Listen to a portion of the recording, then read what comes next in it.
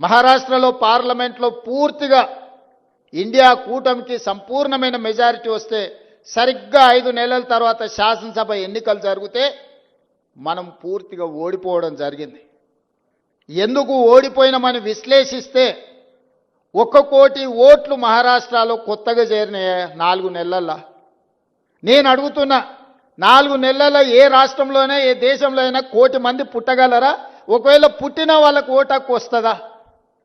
కానీ మహారాష్ట్రలో ఎన్నికల కమిషన్ 4 నెలల్లో 1 కోటి కొత్త ఓట్లను నమోదు చేసి ప్రజా అభిప్రాయాన్ని దెబ్బతీసి ప్రజా అభిప్రాయాన్ని తుంగలో దొక్కి భారత రాజ్యాంగాన్ని అపహాస్యం పాలు చేసి ఏ మహారాష్ట్ర నుంచి డాక్టర్ బాబాసాహెబ్ అంబేద్కర్ గారు వచ్చినరో, ఏ డాక్టర్ బాబాసాహెబ్ అంబేద్కర్ గారు మనకు రాజ్యాంగాన్ని ఇచ్చినరో ఆ రాజ్యాంగాన్ని అపహాస్యం చేసుకుంటూ మహారాష్ట్రలో పార్లమెంట్ ఎన్నికల నుంచి అసెంబ్లీ ఎన్నికల లోపల 1 కోటి కొత్త ఓట్లు నమోదైనాయి.